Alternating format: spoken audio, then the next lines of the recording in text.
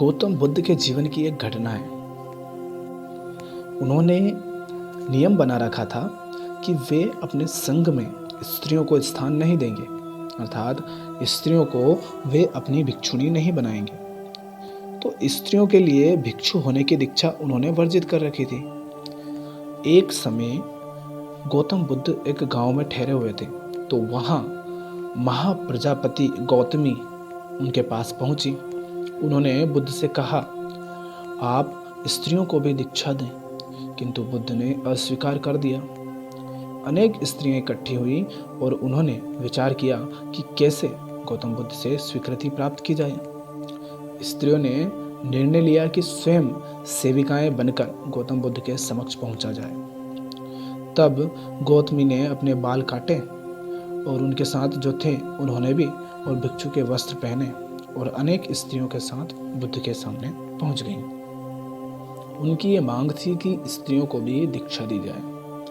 बुद्ध ने उनकी बात को स्वीकार नहीं किया। स्त्रियां निराश हुईं। जब बुद्ध के एक शिष्य आनंद ने स्त्रियों को देखा तो उनके पांव सूजे हुए थे, उन पर धूल चढ़ी हुई थी, उनकी आंखों से आंसू बह रहे थे। उन्होंने पूछा, क्या बात है? तो स्त्रियों ने कहा, बुद्ध उनके धर्म और नियम के अनुसार हमें भिक्षु होने की दीक्षा नहीं दे रहे हैं।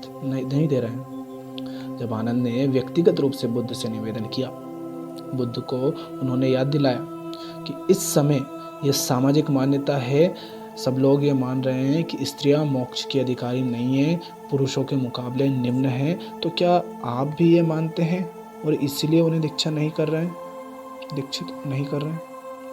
बुद्ध का उत्तर था, देखो, मुझे गलत ना समझा जाए।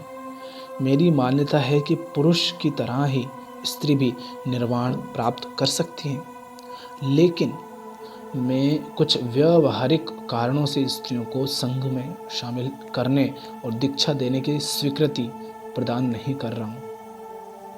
देखो, व्यावहारिक कारण क्या था कि जब स्त्रियां संघ में शामिल होंगी तो पुरुष और स्त्री एक दूसरे की तरफ आकर्षित होते हैं। ये सब प्राकृतिक है, कोई नहीं चाहेगा तो भी ऐसा होता है।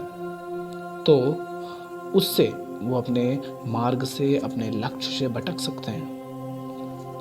आनंद का उत्तर था, सिद्धांत और व्यवहार में परिवर्तन करना चाहिए। बुद्ध को लगा कि ठीक है, बात बुद्ध को जच गई और उन्होंने ये घोषणा की कि जो स्त्रियां भिक्षु होना चाहेंगी उन्हें कुछ नियमों का पालन करना होगा।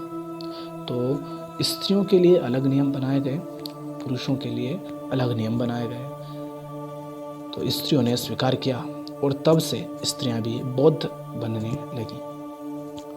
तो देखो, कुछ बातें होती हैं जो समाज में फैली होती हैं, अगर उनको भी बड़े बड़े जो ज्ञानी लोग हैं, जिनको हम ज्ञानी मानते हैं, या ऐसे लोग जो भले ही झूठे हैं पर उनको बहुत पहचाना जाता है, उनकी बातें सुनी जाती है, अगर वो भी उन झूठी मान्यताओं, बातों को अगर मानने लगेंगे तो आगे की जो पीढ़ियां हैं, जो आगे जो लोग होंगे, तो वो सब भी उनको मानेंगे। इससे समाज में और बुरी स्थिति आ सकती है। इसलिए कभी कभी कठोर निर्णय भी लिए जाने होते हैं, और जब वो लिए जाते हैं तो कुछ नियमों को भी बनाया जाता है और हमें उन नियमों को मानना चाहिए, उनका पालन करना चाहिए।